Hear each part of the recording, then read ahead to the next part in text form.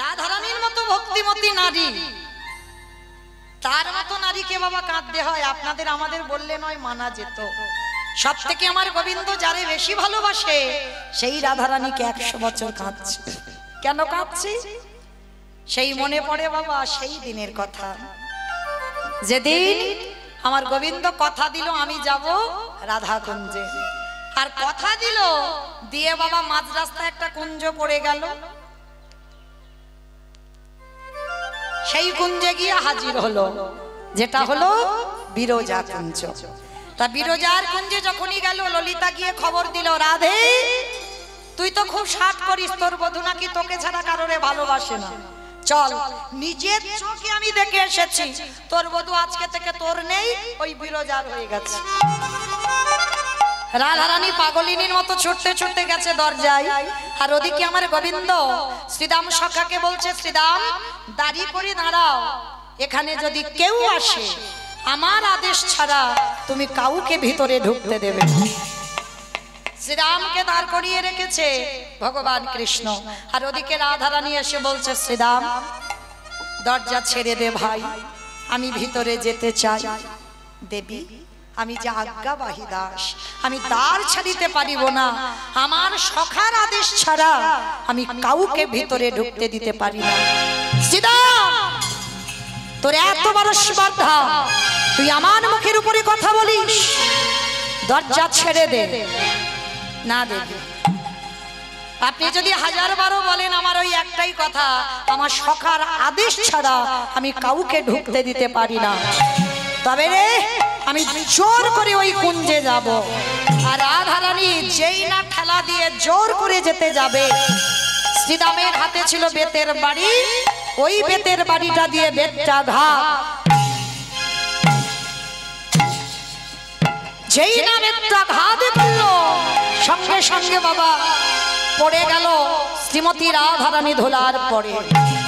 আর যেই না ধুলার পরে পড়ে গেল, সঙ্গে সঙ্গে শ্রীরামের দিকে তাকিয়ে রাধারানী বলে উঠলেন, ওরে অপদার্থ, তোর এত বড় স্পর্ধা, তোর এত বড় সাহস, তুই কিনা আমার গায়ে বিদ্যাঘাত।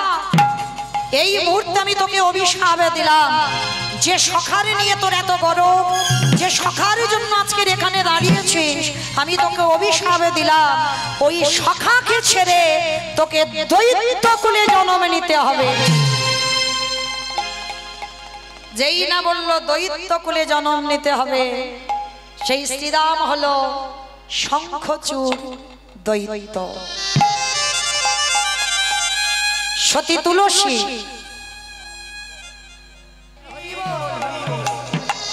আমি বললাম বলে মা কিছু মনে করবেন না, অন্য ভক্তদের তো কষ্ট হয়, ওই জন্য যারা রাধে। তাইবার অভিশাপ দিল, তুই হবি শঙ্খচূড় দৈত্য। শ্রীরাম বলে উঠল, শোনো রাধে, আমাকে বিনা অপরাধে তুমি দৈত্য কুলে জন্ম নিতে বললে, আমি কৃষ্ণ হারা হয়ে থাকবো, তবে আমিও তোমায় ছেড়ে দেব না। আমি তো ভুল করিনি, আমি তো অন্যায় করিনি, আমি আমার সখার আদেশ পালন করেছি, তবে তুমি যখন আজকের আমায় অভিশাপ দিলে, আমিও তোমায় ছাড়বো না। আমি তোমায় অভিশাপে দিলাম, যে সখার জন্য তোমার এত গরব, ওই সখাকে ছেড়ে তোমাকে 100 বছর কৃষ্ণ হারা হতে হবে হবে হবে। ও ভাই, ও ভাইকে অভিশাপ। শ্রীরামকে দিল দৈত্য কুলে যাবে, আর শ্রীরাম রাধারানীকে দিল 100 বছর গোবিন্দ হারা হবে। এইবার যখন জোর করে রাধারানী ঢুকলো ঘরের মধ্যে, গিয়ে দেখছে গোবিন্দ নেই, বিরজা নেই, দুজনে গেল কোথায়? ভগবান আমার ভয় পায় কোথায় জানো? ভক্তের কাছে। বুঝতে পেরে গেছে, অন্তরে জানতে পেরে গেছে রাধারানী এসেছে, আর আস্ত রাখবে, মেরে আমায় ঠান্ডা করে দেবে, বলে দেখাচ্ছি দাঁড়াও। এইবারে বিরজা হয়েছে একটা নদী, আর গোবিন্দ আমার কি হয়েছে জানো? একটা সাপ, মানে সর্প। আর সর্প হয়ে ওই নদীর হৃদয়ের উপরে একে বেঁকে চলেছে, একে বেঁকে চলেছে, একে বেঁকে চলেছে, বাঁকায় বাঁকায় মিলবে বলে, একে বেঁকে চলেছে, বাঁকায় বাঁকায় মিলবে বলে, একে বেঁকে চলেছে।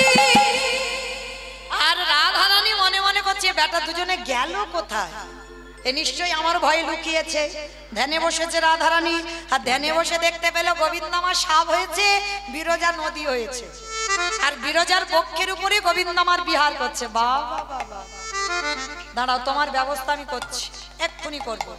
এইবার রাধারানী ওই নদীর পাশে একটা শিখি রূপ ধারণ করে বসেছে। আমার শিখি মানে কি গো? খরগোশ। শিখি মানে নাকি খরগোশ? ময়ূর। শিখি মানে ময়ূর, আর ময়ূরের প্রধান খাদ্য ওমা নাকি মুড়ি। ময়ূরের প্রধান খাদ্য সাপ, আর গোবিন্দ সাপ হয়েছে, আর রাধারানী ময়ূর হয়েছে। বলে দেখাচ্ছি তোমার মজা, দাঁড়াও।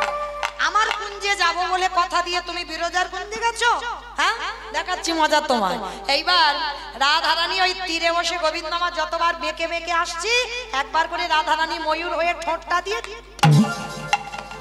প্রথমে দিয়েছে গলাতে, মাথাটা বেঁকে গেছে, তারপরে কোমরে দিয়েছে, কোমরটা বেঁকে গেছে, তারপরে পায়ে দিয়েছে, পাটা বেঁকে গেছে। ভগবান বলে আবার বেশি দিলে তো একেবারে বিকলঙ্গ হয়ে যাবে। বাবা দরকার নেই, এইবার আমি নিজ রূপটা ধরি। এইবারে গোবিন্দ আমার সকার রূপ ধারণ করেছে। রাধে গো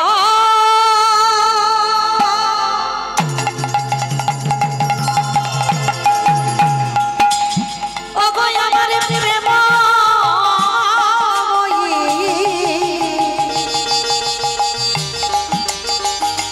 ও গো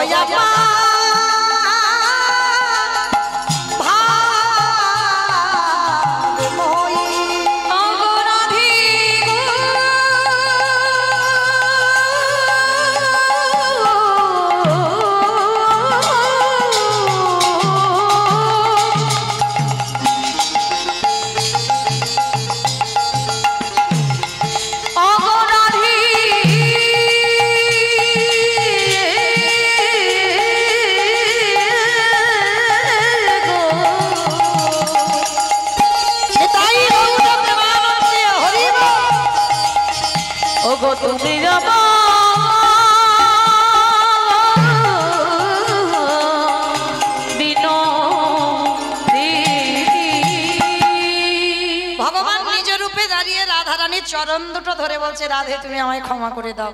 আমি তো কতজনের ক্ষমা করি বলো, আজকে নয় ভুল করে অন্যজনের ঘরে ঢুকে পড়েছি, একটু ক্ষমা করে দাও। বলে ভুল করেছো, তুমি ইচ্ছা করে গেছো। বলে ঠিক আছে ক্ষমা করে দিলাম, কিন্তু ক্ষমা করে দিলে কি হবে? এইবার সাপ বলছে ঠাকুর তুমি তো আমায় ডেকেছো, রাধারানীর ভয়ে তুমি আমায় ডেকেছো, আমি কোথায় যাব বলো? ভগবান বলছে দেখো তোমার যেখানে সেখানে আমি রাখবো না, আজকে থেকেই তুমি যাবে ওই শিব ঠাকুরের মাথা। দেখবেন শিবের মাথায় একটা সাপ আছে, ওই সাপটাই ভগবান সৃষ্টি করেছিল, নাম দিল তার উদয় না, নাম হলো উদয় না। এইবার নদী বলছে ঠাকুর তোমার সখী বিরজা তো ডেকেছে, আমি কি করব বলো? তুমি তো রাধার ভয়ে আজকের আমাকে এইখানে নদী করে দিলে, এবার আমি কোথায় যাব? বলে শোনো তুমি যাবে বৃন্দাবনে, যমুনা নদী হবে। প্রভু কবে তোমার পাবো? বলে কেন আমি জন্ম নিয়ে তোমার কাছে আগে যাব। জন্ম নিয়েই আসবে? বলে হ্যাঁ। মিলিয়ে দেখেন, যখন ভাদ্র কৃষ্ণাষ্টমী তিথিতে বসুদেব মাথায় করে নিয়ে যাচ্ছিল, তখন কি করেছিল? হাঁটু পরিমাণ জল ছিল, সবটা ছলো না। তো যখন বসুদেব নামলো, যমুনার আনন্দ ধরে না, ওই যমুনা উথলে উথলে উঠতে উঠতে নাভি দেশে এলো বসুদেবের। তখন কৃষ্ণ বুকের উপরে উঠলো। কৃষ্ণ যখন বুকের উপরে উঠেছে, এইবার জল আনন্দে উথলে উথলে উঠে এবার বুক পর্যন্ত এলো। এইবার কৃষ্ণ মাথার উপরে গেল। আর কি করে রাখবে আমার বধূকে? এবার তো ছাড়তে হবে, এবার আমার কাছে দিতেই হবে। এইবারে যমুনায় এমন উথল তরঙ্গ তুলল, সেই তরঙ্গেতে কৃষ্ণ যমুনায় ডুবে গেল। ওটাই গৌর হরি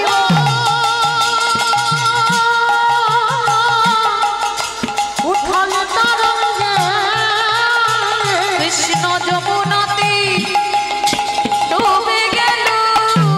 আস্তে এইবার যখন যমুনার কাছে গেল, চারটে হাত বাবা, দুটো হাতে কিন্তু কৃষ্ণ হয়নি। কংসের কারাগারে নারায়ণ আবির্ভূত হয়েছিল, কৃষ্ণ নয়। চারটে হাতি এলো, আর যখন যমুনায় ডুবলো কিছুতে তো যমুনা ছাড়বে না, বলে অনেক দিনের ইচ্ছা তোমায় পেয়েছি আর ছাড়বো না। যমুনা বাবা খুঁজে বেড়াচ্ছে, আমি তো এসেছি সাধুদের পরিত্রাণ দুষ্কৃতীদের বিনাশ করব বলে, তাহলে আমাকে তো যেতে হবে, ধর্মরাজ্য প্রতিষ্ঠা করতে হবে, আমায় ছেড়ে দাও যমুনা। কথা দিলাম চারটে হাতের মধ্যে দুটো হাত তোমাকে দিয়ে গেলাম, আর দুটো হাতে কৃষ্ণ হয়ে যাব ব্রজে। আর কথা দিলাম আজকে তুমি আমার একার চরণ পেয়েছো, এর পরের বারে যখন আসবো তুমি যুগলে চরণ পাবে। মিলিয়ে নেন। মথুরার হাটে যেদিন রাধারানী বিকিকিনি করতে গেল, গোবিন্দ আমার কান্ডারি হয়ে একটা নৌকা সৃষ্টি করলো, ওই যমুনার উপরে নৌকা বিহার হলো। রাধারানীকে নিয়ে যখন নৌকায় চাপেলো, যমুনাকে তো বলা ছিল যেদিন আমার বিনোদিনীকে নিয়ে তোমার এই বুকে উঠবো তুমি সেদিনে তোমার উথল তরঙ্গ তুলো, সেই তরঙ্গেতেই তুমি আমাদের দুজনকে ভাসিয়ে নিয়ে যেও, সেই সময়ে তুমি যুগল চরণ হৃদয়ে ধরবে, নিতাই গৌর হরি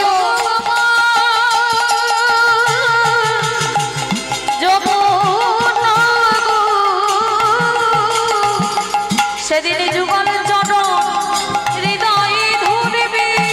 আস্তে তাহলে মায়েরা সবার আশা পূর্ণ হলো। এইবার ময়ূর শেষে এসে বলছে, ও ঠাকুর তোমার জন্য তো রাধা আমায় ডেকেছে, তাহলে আমি কোথায় যাব? বলে শোনো, তুমি যেখানে সেখানে তো আমি তোমায় রাখতে পারি না, তোমাকে আমি রাখবো কোথায় জানো? আজকে থেকে আমার রাধা তোমায় ডেকেছে, মাথায় করে রেখে দেব, মাথায় করে রেখে দেব, আমি মাথা ছাড়া করিব না গো, তোমায় মাথায় করে রেখে দেব। আস্তে ওই জন্য বাবা সমস্ত দেব দেবীকে চেনা যদি না যায়, আমার ওই ছেলেটাকে ঠিক চেনা যাবে। কৃষ্ণের যে মাথায় মুকুট তাতে একটা ময়ূরের পালক গোজা থাকবে, কেন? ময়ূরকে ভগবান মাথায় আশ্রয় দিল। এইবার রাধারানী বলছে, সজনী রে আর বুঝি আমার বধূ এলো না। সখীদের কাছে বসে বসে কাঁদছে আর বলছে, শরীরে আসি বলে কালা,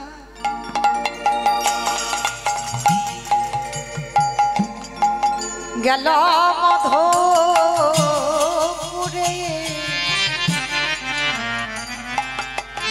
সেকালের আর কয়দিন বাকি, ওরে ললিতারে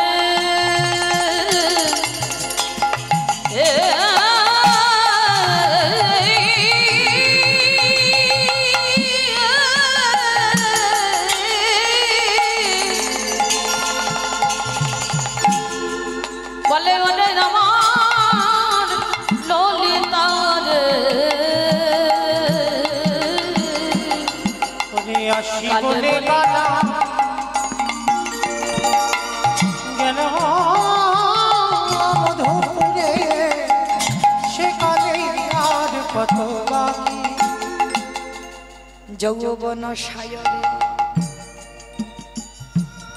প্রথমেই লীলায় বলেছিলাম বাবা, যখন আসরে এলাম সেবা দিতে গেলে যৌবনে দিতে হবে, তাই তো রাধারানী বলছে যৌবন সায়রে সরিতেছে ভাটা, ইহারে কেমনে রাখে আমার যৌবন সায়রে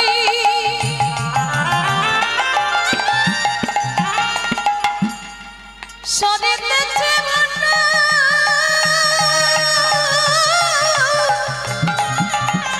সখী তারে কেমনে রাখে, সখী গেলে যৌবন, যৌবনে আরে আসে না, আমি কি দিয়ে বধূ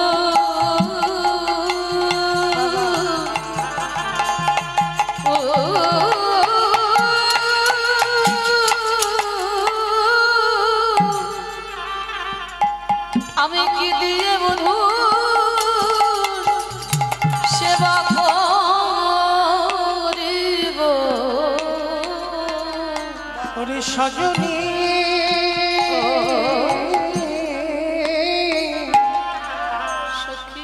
কেলে যৌবা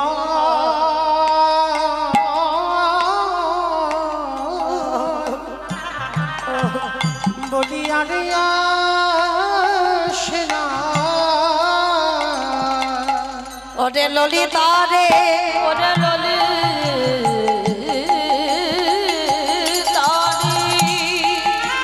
সবাই যখন আমায় বলে কৃষ্ণ কলঙ্কিনী কৃষ্ণ কলঙ্কিনী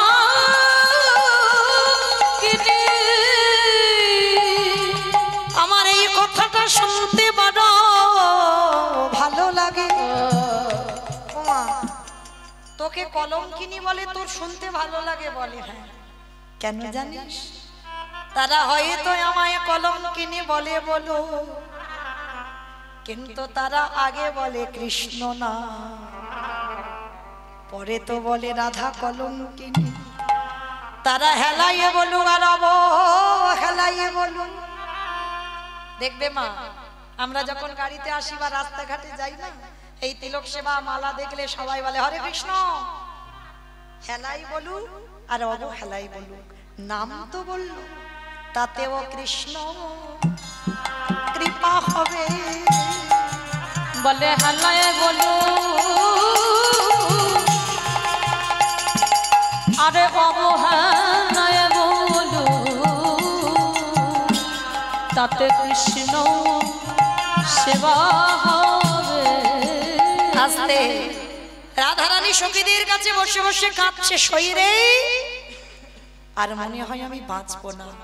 হঠাৎ এমত সময় দেবর্ষি নারদ এসে শুনছে, বাবা যেই না বৃন্দাবনে দাঁড়িয়েছে গায়ে যেন একটা তাপ লাগছে। ওরে বাবা, এরকম আগুনের হুলকি আসছে কেন? এরকম গায়ে যেন আগুন আগুন হয়ে যাচ্ছে, আগুনের তাপ লাগছে। অমায়না, ওই আগুনটা কিসের জানো? কৃষ্ণ বিরহ দাবান।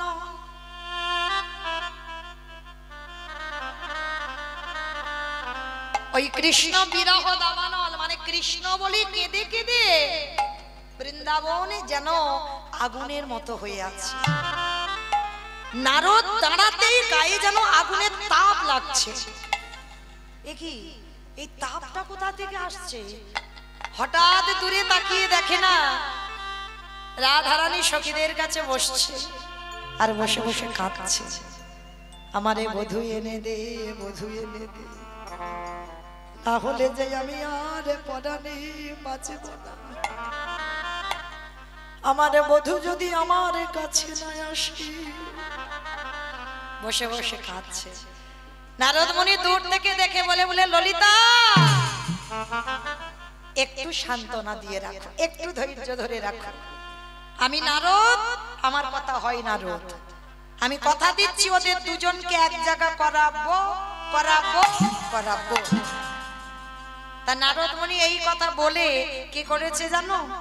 বিনা করে করি না করিল মোহন, বিনা করে করি নর করিল মোহন, বিনা করি করি নর করিল মোহন, বিনা করে করি নর করিল মোহন। দ্বারকার মাঝে আসি দিল দর্শন, নারদে দ্বারকার মাঝে আসি দিল দর্শন, আজ দ্বারকার মাঝে আসি দিল দর্শন। আবার দ্বারকার মাঝে আসি দিল দর্শন। নারদ মুনি এসে দাঁড়ালো, নারদ মুনি এসে দাঁড়ালো, সাধের বিনা করে লয়ে, নারদ মুনি এসে দাঁড়ালো, আমার সাধের বিনা করে লয়ে। নারদ মুনি এসে দাঁড়ালো, বিনাটা করে নিয়ে নারদ মুনি এসে দুজনকে মিল করাবে বলে 100 বছর পর নারদ মুনি বৃন্দাবনে নয়, আজকে দ্বারকায় সোজা চলে গেছে। আর ওমা, যারা যারা দ্বারকায় গেছো, মথুরায় গেছো, ওইখানে কিন্তু রাধা নাম হয় না। রাধা নাম শুধুমাত্র ব্রজে, কিন্তু বৃন্দাবনের সম্পত্তিটা রাধা রানীর বাবার নয়। বৃন্দাবন গোটা সম্পত্তিটা বিশ্বভানু রাজা, রাধার বাড়ি তো বর্ষা নয়, তবু কিন্তু বৃন্দাবনে রাধা নাম করতে হবে। কেন? রাধা হলো আশ্রয়, বিষয়কে ধরতে গেলে আগে আশ্রয় করতে হবে। তো আজকেই ওই বৃন্দাবনে সেইখানে রাধা নাম হয়, কিন্তু মথুরায় নয় আর দ্বারকায় নয়। আর নারদ মুনি কিরকম চালাক দেখো, দ্বারকায় গিয়ে রাজদুয়ারে গিয়ে বিনাটা করে নিয়ে কি করছে জানো? জয় জয় বৃন্দাবন বিলাসিনী রাধে, বৃন্দাবন বিলাসিনী রাধে, জয় জয় অষ্টসখীর শিরোমণি রাধে, আমার অষ্ট সখীর শিরোমণি রাধে, প্রেম সায়রের মদালিনী রাধে, প্রেম সায়রের মডালিনী রাধে, গাম্ভীর্যশালিনী রাধে, আমার গাম্ভীর্যশালিনী রাধে, কৃষ্ণ বৃক্ষ প্রদায়িনী রাধে। কৃষ্ণ প্রেম প্রদায়িনী রাধে। মুখে রাধারানীর অনেক রকমের নাম করছে, আর এই নামটা যেই না ভগবানের কানে গেছে, সঙ্গে সঙ্গে রাধা নাম শুনিস চমকে উঠে।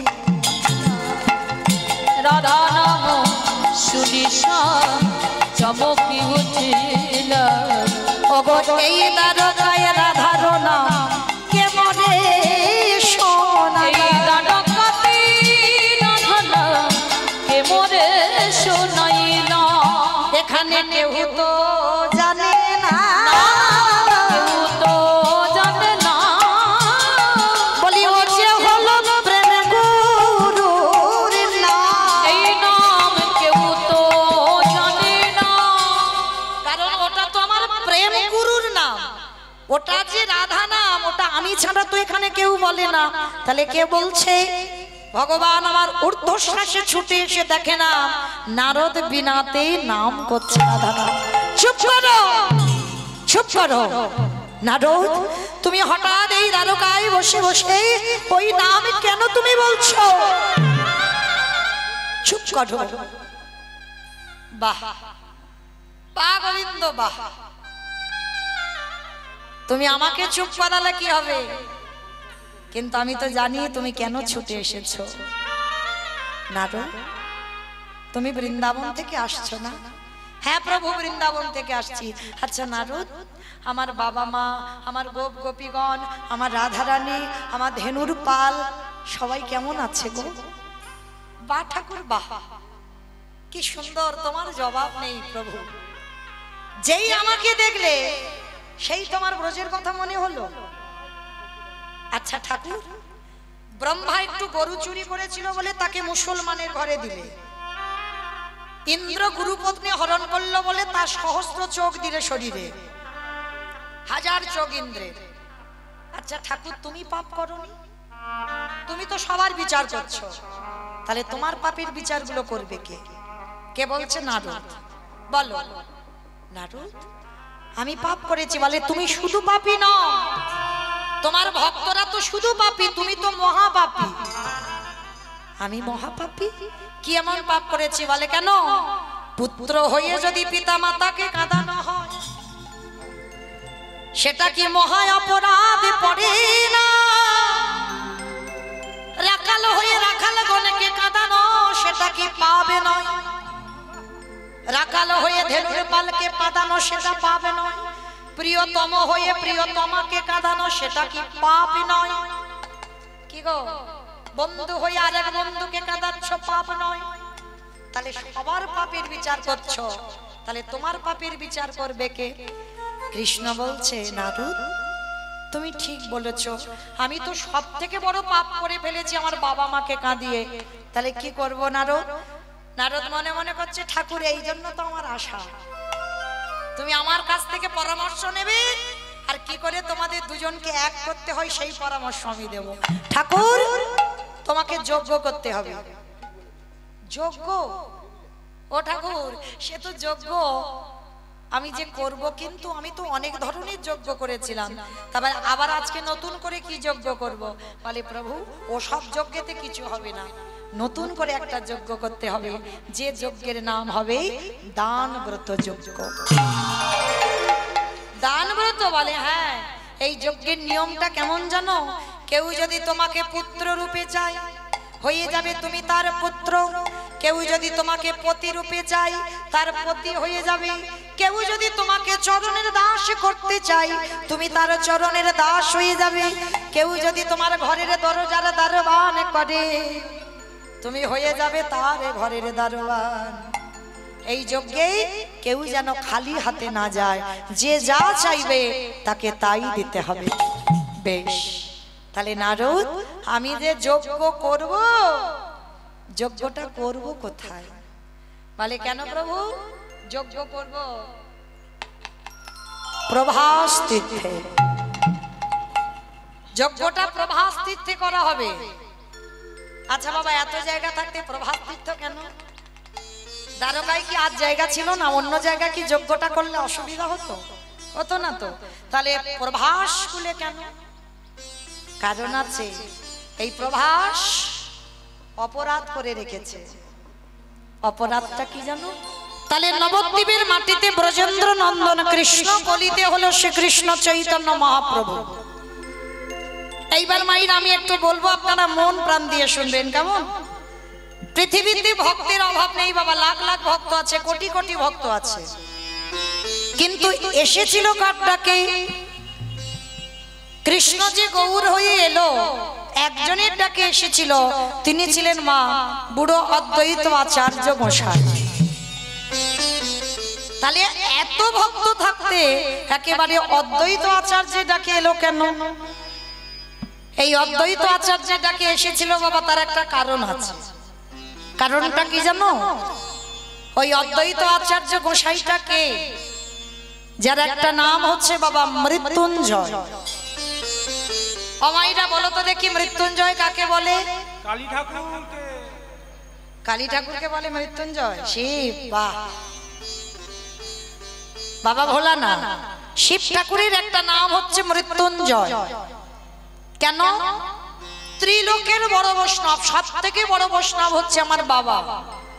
আর বাবা যদি বৈষ্ণব হয়, আর আমার মা ভবতারিণী বৈষ্ণবী, আর ওই জন্য বাবা যাই অনুষ্ঠান হোক না কেন কীর্তনটাকে রাখতে হবে। কেন জানো? মা তো বৈষ্ণবী, মা একটু কীর্তন শুনতে ভালোবাসে। ওই জন্য কমিটি দাদাদের কাছে অনুরোধ, আমি আসি বা না আসি, যাই অনুষ্ঠান হোক, কিন্তু একটা দিন হলেও কীর্তন রাখতে হবে। কেন? আমার মা হচ্ছে বৈষ্ণবী, আর বৈষ্ণব পথ যারা অবলম্বন করে তারা হরি কথা কৃষ্ণ কথা সারা আন কথা শ্রবণ করে না।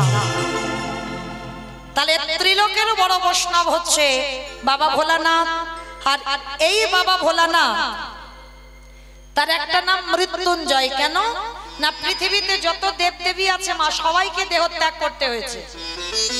এমনকি ভাগবত বলছে ভগবান কৃষ্ণকেও দেহ ত্যাগ করতে হয়েছিল। হয়নি বাবা? 125 বছর বয়সে জরাবাধের তীরে তিনি দেহ ত্যাগ করেছিলেন, কিন্তু একজন দেহ ত্যাগ করেনি, তিনি হলেন পরম বৈষ্ণব বাবা ভোলানাথ। এই ভোলানাথ কোনো দেহ ত্যাগ করলো না। কেন না? মৃত্যুকে জয় করেছিল বলে ওনারই নাম হলো মৃত্যুঞ্জয়। কিন্তু ওই ভোলানাথ সত্যতে শিব, ত্রেতাতে শিব, দ্বাপরে শিব, কিন্তু কলিযুগে মা শিব নয়, কলিযুগে হলো অদ্বৈত আচার্য গোসাই। কিন্তু কেন? এই কেনর কথা জানতে গেলে বাবা সবাইকে একটুখানি যেতে হবে মহাভারত।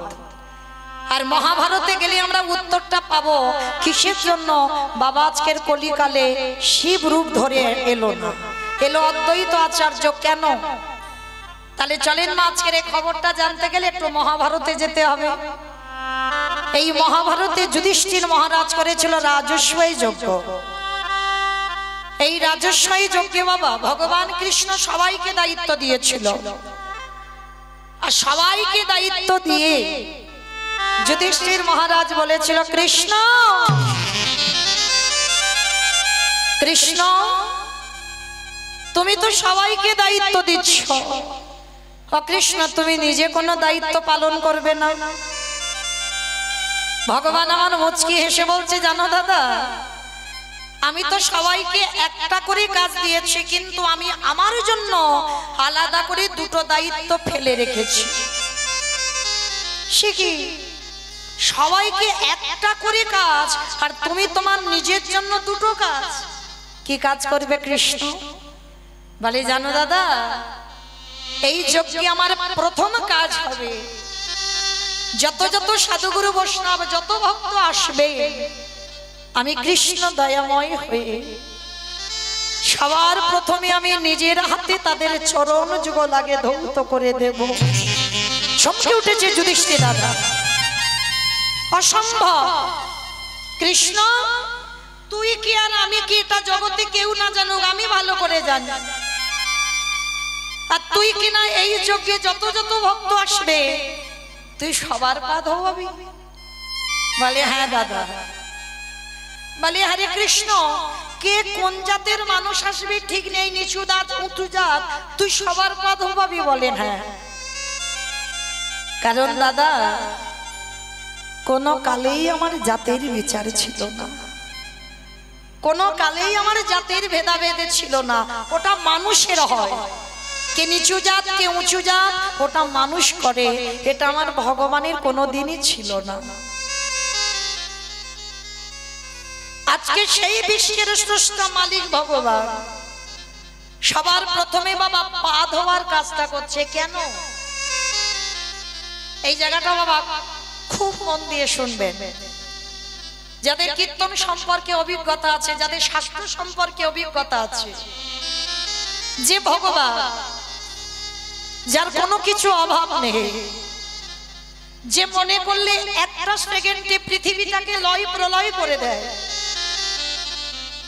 সেই ভগবান আজকের পা ধোয়াচ্ছে কেন?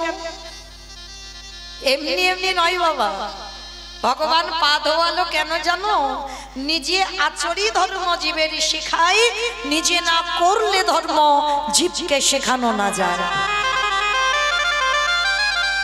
ভগবান নিজে আচরণ করে জগৎকে শেখাচ্ছে, ওরে জগৎ আমি ভগবান হয়েও যে কর্ম করছি তোদেরও করতে হবে। ওই জন্য আমাদের মতো নারী জাতিদের নিয়ম আমরা অনেকে মানি, আবার অনেকে মানি না। মা বাড়িতে যদি কোনোদিন সাধুগুরু বৈষ্ণব আসে, সবার আগে চেষ্টা করবেন আগে বসতে দেওয়ার আগে ঘটিতে করে জল নিয়ে বাবা আগে সাধুগুরু বৈষ্ণবের চরণ যুগল ধৌত করাবে। এক জন্মের সৌভাগ্য নয়, বহু বহু জন্মে সাধ্য সাধনা হলে তবে তোমার বাড়ি সাধুগুরু বৈষ্ণব আসে।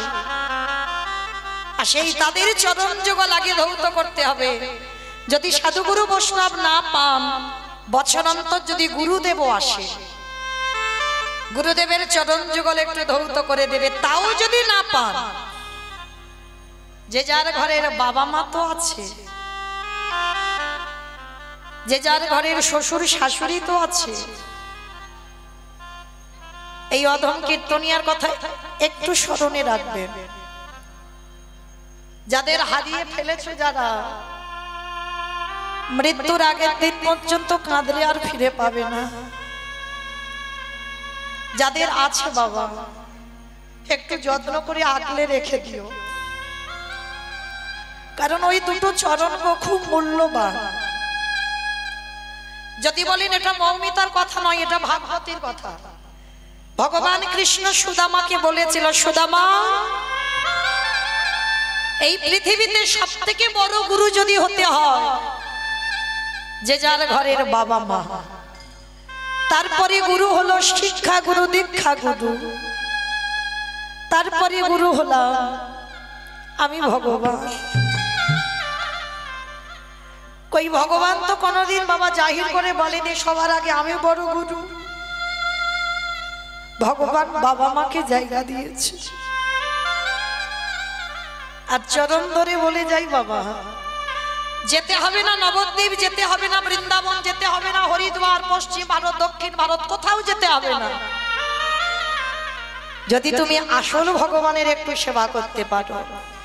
ভগবান বলছি বছর অন্তর একবার, এই যেমন মায়ের পূজার আয়োজন করেছো ধুমধাম করে, বছর অন্তর একবার, রোজ রোজ তো বলে যাচ্ছি না, বছরে একবার সিংহাসনে বাবা মাকে বসিয়ে একবার দুটো রাতুর চরণ যুগল ধৌত করে নিজের হাতে বাবা মার গলায় একটু মালা পরিয়ে নিজের হাতে বছরে একবার অন্তত খাইয়ে দিও। কেন জানো? একটু অনুভব করে দেখেন মা, কারণ যদি বিবেক থাকে, যদি চৈতন্য হয়,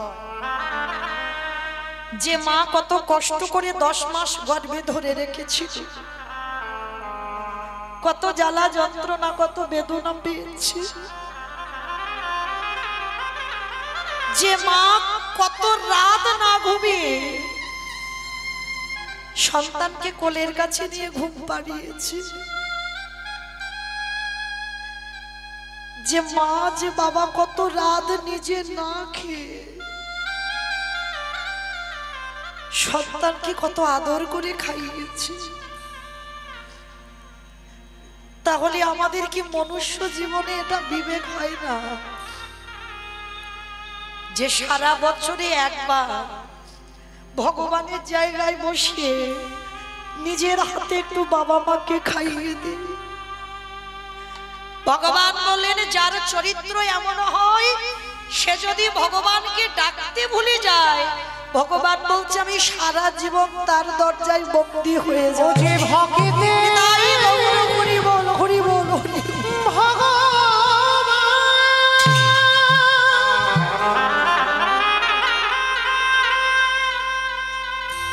ও যে ভক্ত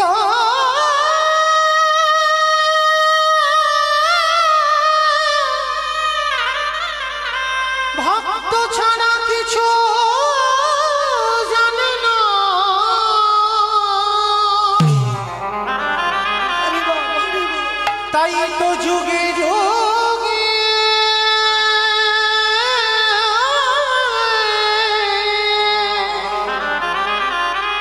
ও যে ভক্তের কাছে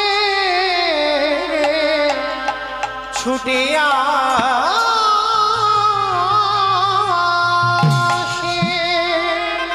তাই তো যুধিষ্ঠির যজ্ঞে ভগবান কৃষ্ণ জগৎকে শেখাবে বলে আজকের পা ধোবার কাজটা নিয়েছে। শুধু পা ধোয়া নয়, আরো একটা কাজ করেছিল। ভক্তরা যখন প্রসাদ পাচ্ছিল, কৃষ্ণ এঁঠো পাতাগুলো তুলে নর্দমায় ফেলেছিল। শুধু নর্দমায় ফেললো না মা, ওর ভিতরে আরো একটা কাজ করেছিল। ওই যখন এঁঠো পাতাগুলো নর্দমায় ফেলছে, ওই পাতাতে একটু করে এঁঠো লেগে আছে। কৃষ্ণ আমার ওই এঁঠোগুলো নিয়ে আজকে নিজের সারা শরীরে মাখছে। যুধিষ্ঠির দূর থেকে দেখতে পেয়েছে, কৃষ্ণ এটা তুই কি করছিস? ভক্তদের পা ধোয়াচ্ছিস, মেনে নেওয়া যায়। ভক্তদের এঁঠো পাতাগুলো নর্দমায় ফেলছিস, মেনে নেওয়া যায়। কিন্তু কৃষ্ণ ভক্তদের এঁঠোগুলো তুই গায়ে মাখছিস কেন রে? ভগবান মৃদু হেসে বললেন, দাদা গো, এই জগৎ সংসার মাঝি, আমি এই জগতে যত যত ভক্ত আমার আছে তাদেরকে আমি দেখিয়ে দিলাম আমি ভক্ত বড়।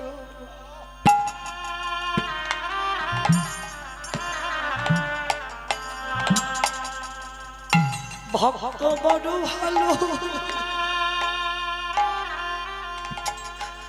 ও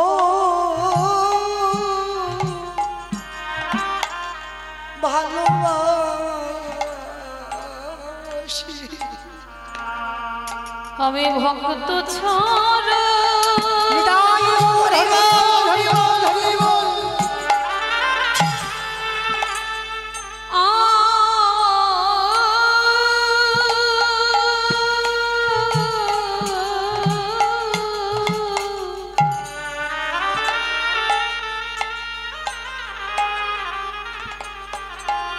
আমি ভক্ত ছাড়া কিছু জানে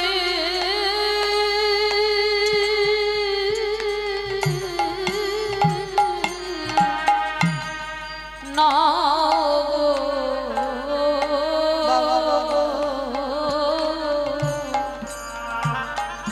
আমি ভক্ত বড়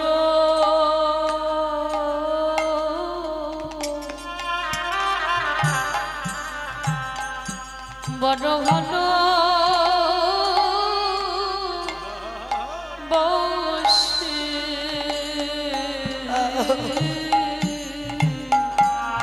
ওগো এ যুগে না এ যুগে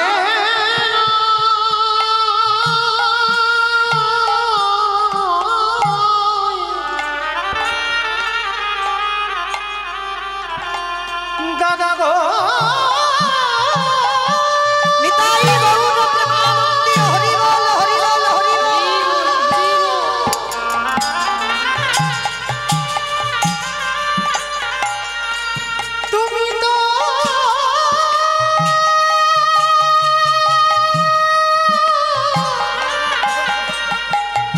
তুমি তো জানো না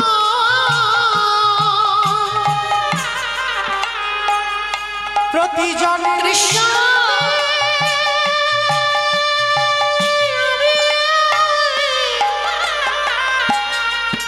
ওই ভক্ত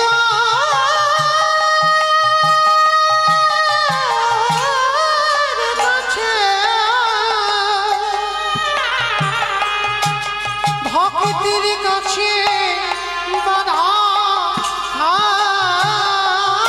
থাকে।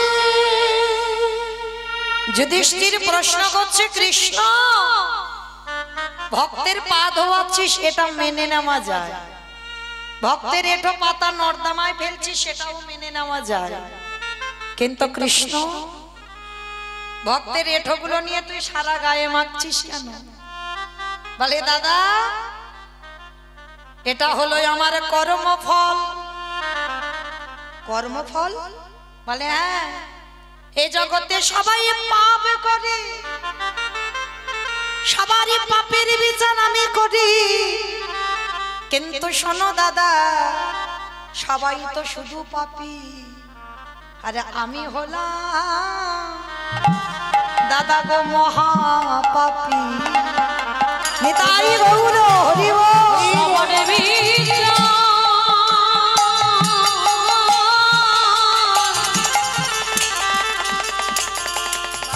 আমি সবার বিচার করি বটে, কিন্তু আমি হলাম মহাপাপী। শোনো দাদা সবাই পাপ করি আর আমি তো মহাপাপী। যুধিষ্ঠির বলছে কৃষ্ণ তুই নিজেকে বলছিস মহাপাপী? বলে হ্যাঁ আমি তো মহাপাপী। বলে কেন কৃষ্ণ তুই পাপী বলছিস নিজেকে? বলে জানো দাদা আমি যে সব থেকে বড় ঘোর অন্যায় করেছি, ঘোর মহাপাপ করেছি, তবে এই কৃষ্ণ অবতারী নয়, পাপটা করেছিলাম আমি ত্রেতা যুগে রঘুপতি রামচন্দ্রের অবতার। কি পাপ করেছিস কৃষ্ণ? বলে কেন দাদা নিজের হাতে একটা মুনিপুত্রকে বধ করেছি। সেই মুনিপুত্রটা কে জানেন বাবা? বিশ্বেশ্বর মুনির ছেলে, যার নাম ছিল রাবণ রাজা। রাবণ রাজাকে বধ করেছে রামচন্দ্র। অকাল বোধন দুর্গা পূজা করেছিল, আর দুর্গা পূজা করে রাবণকে মেরেছিল। আর সেই রাবণকে মেরে রামচন্দ্রের মাথা থেকে পা পর্যন্ত পাপী হয়ে গেল। আর যখনই পাপী হলো সেই পাপ ধুচ্ছে কবি যুধিষ্ঠিরের রাজস্বই যজ্ঞে কৃষ্ণ অবতার। কি করে ধুচ্ছে দেখো মহাপাপটা। তো দরজায় দাঁড়িয়েছে যজ্ঞের অগ্নিদেব, পবনদেব, বরুণদেব, ইন্দ্র, ইন্দ্রাণী, ব্রহ্মা, সাবিত্রী, শিব, দুর্গা সব পরপর লাইন দিয়ে আছে। আর কৃষ্ণ প্রত্যেকের পা ধোয়ায় আর যজ্ঞের ভিতরে প্রবেশ করে। এমন সময় জগজ্জননী মা ডাকছে ভোলানাথকে, প্রাণনাথ,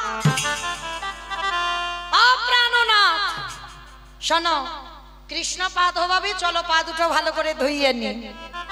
তো মায়ের কথা শুনে বাবা হেসে উঠেছে, বলে তোমার কি মাথা গন্ডগোল হয়েছে? কৃষ্ণ পা ধোয়াবি আর আমার পা দুটো বাড়িয়ে দেবো? শোনো তোমার যদি এত ধোয়াবার ইচ্ছা হয় তো তুমি লাইনে দাঁড়াও, আমার পা আমার কৃষ্ণ ধোয়াতে পারবে না। এইবার মাকে দাঁড় করিয়ে রেখে বাবা কি করেছে, বেলাইনে চলে গেছে। আর আড়ালে গিয়ে বাবা কি করেছে জানো, কৃষ্ণের চোখে ধুলো দেবে বলে আড়ালে গিয়ে বাবা কি করলো, দুম করে একটা কুকুর হয়ে গেল। কুকুর কেন হলো বাবা? কারণ পৃথিবীতে যত পশু পাখি আছে বাবা, কুকুরের থেকে প্রভু ভক্ত আর কোনো পশু পাখি হবে না। ওই জন্য বৈষ্ণব ঠাকুর কি করেছে, কুকুর হয়েছে।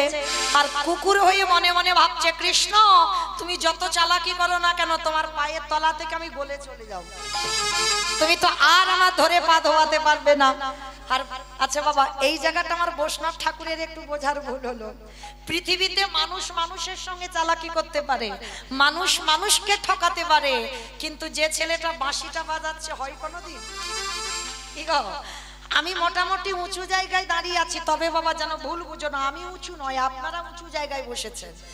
যারা তত্ত্বজ্ঞানী তারা জীবনে বলবে না আমি উঁচু, আপনারা বসেছেন উঁচু জায়গায়, আমি আপনাদের থেকে নিচু জায়গায় দাঁড়িয়ে আছি। নববিধা ভক্তির মধ্যে আগেই বলছে শ্রবণ, আগে কীর্তন নয়, আগে শ্রবণ, আগে শুনতে হবে। ওই জায়গাটাই বসে দেবো বা ঠিক ঠিক যদি কীর্তন শোনা যায়, পরীক্ষিতের মতো আমাদেরও কৃপা হয়ে যাবে। আর এই জায়গাটাই দাঁড়িয়ে যদি ঠিক ঠিক কীর্তন গাওয়া যায়, আমাদেরও গৌর গোবিন্দ কৃপা হয়ে যাবে। আমরা ঠিক ঠিক গাইতে পারি না, ঠিক ঠিক শুনতে পাই না, তাই তো কৃপা হয় না।